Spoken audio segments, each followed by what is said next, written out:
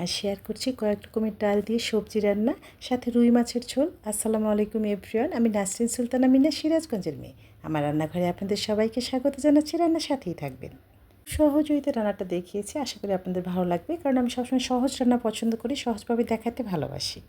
রুই মাছটা রান্না করার জন্য কিন্তু এভাবে করে কেটে ধুয়ে ক্লিন করে নিয়েছি। এখন একটু হলুদ, লবণ, লাল মরিচের গুঁড়ো দিয়ে সুন্দর করে মাখিয়ে রাখবো কিছুক্ষণ, 10 মিনিটসের মতো। এটা হালকা ফ্রাই করব। রান্নার মাছ সবসময় হালকা ফ্রাই করতে হয়, এতে কিন্তু রান্নার স্বাদটা অনেক বেশি ভালো হয়। মাছের স্বাদটা এভাবে করে রেখে দেবো 10 মিনিটসের মতো। মুখি দিয়ে রান্না করব, সেজন্য কচুরমুখী লবণ দিয়ে একটু মেখে রাখবো, এতে লেলসা ভাবটা চলে যাবে। মাছটা কিন্তু ফ্রাই করে নিচ্ছি হালকাভাবে, এভাবে করে উল্টে উল্টে আঁচটা মিডিয়ামে দিয়ে। এদিকে কিন্তু সবজি হচ্ছে, সবজিটা হাতে মেখে দিয়েছি আমি। উল্টে পাল্টে এভাবে করে কিন্তু ফ্রাই করে নিচ্ছে। হালকা ফ্রাই করলে মাছটা অনেক বেশি ভালো হয়। আমি এভাবে করে দুইটা রান্না একসঙ্গে করছি। সবজি কিন্তু হাতে মেখে দিয়েছি, কোনো মশলা ইউজ করিনি। আসলে সবজিতে কিন্তু মশলা ইউজ করলে সবজির স্বাদটা লেস হয়ে যায়। আমি শুধু ফোড়নে একটু পাঁচফোড়ন দিব, আর পেঁয়াজ, কাঁচামরিচ, রসুন, আদা, এটাই। এভাবে করে মাছটা ফ্রাই করে নিলাম, দেখুন কতটা সুন্দর হয়েছে। এখন আমি মশলা তৈরি করে নিয়েছি। হলুদ, লবণ, লাল মরিচের গুঁড়ো, আদা, রসুন, জিরে বাটা দিয়ে মশলাটা কষিয়ে নিয়ে আমি কিন্তু কচুরমুখ দিয়ে দিলাম। কচুরমুখী সিদ্ধ হতে একদমই কম সময় লাগে। রান্নাটা খুবই সহজ, খেতে কিন্তু অনেক বেশি মজা। এটা আমি কিন্তু কষিয়ে নিচ্ছি খুব সুন্দরভাবে। 80% সিদ্ধ হয়ে গেলেই কিন্তু আমি মাছটা দিয়ে দিলাম। এই দেখুন কতটা সুন্দর।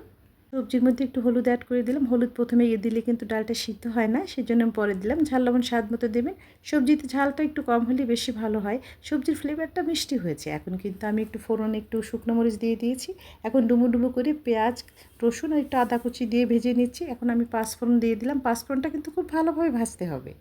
পাঁচফোড়নটা ভালো করে ভাজলে এর ফ্লেভারটা খুব বেশি ভালো হয়। এই যে দিয়ে দিলাম সবজির মধ্যে, হয়ে গিয়েছে কিন্তু। সবজি কিন্তু আর বেশি সময় লাগবে না, একদমই হাই হিটে রান্না করে নিচ্ছি। ঝাল লবণ স্বাদ মতো দিয়ে দিয়েছি। এখন এর মধ্যে একটু ঘি অ্যাড করব, কারণ ঘি আমার পরিবারের ভালোবাসা।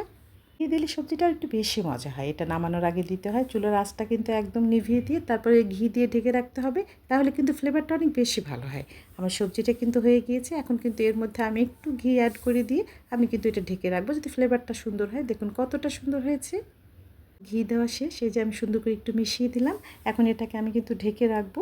একদম যখন খাবো তার আগে আমি ঢাকনাটা খুলবো। দেখুন কতটা সুন্দর হয়েছে। এভাবে করে সবজিটা হয়ে গেল। এখন আমি মাছের ঝোলও হয়ে গিয়েছে, হিটে রান্না করে নিচ্ছি। মাছের ঝোলটা মিষ্টি ফ্লেভার বেরিয়ে গেছে। এখন কিন্তু এটাকে আমি নামিয়ে নেবো। একটা সার্ভিং বাটিতে আমি দিয়ে দেবো একে।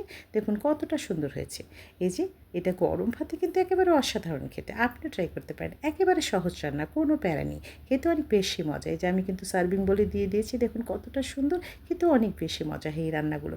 এভাবে করে রান্না করে নিয়েছি। এখন আমার প্লেটে আমি খাবার নিয়ে নিচ্ছি। আমার এরকম সহজ সুন্দর খাবার যদি ভালো লাগে তাহলে ফেস ফলো করতে পারেন। আজ বিদায় নিচ্ছি। সবাই সুস্থ থাকবেন, ভালো থাকবেন, আমার পরিবারের জন্য দোয়া করবেন। সামনে অনেক সহজ সুন্দর খাবার রেসিপি নিয়ে আবারও হাজির হয়ে যাব। সেই পর্যন্ত সাথেই থাকবেন, ভালো থাকবেন, সুস্থ থাকবেন, নিরাপদে থাকবেন। আল্লাহ হাফিজ।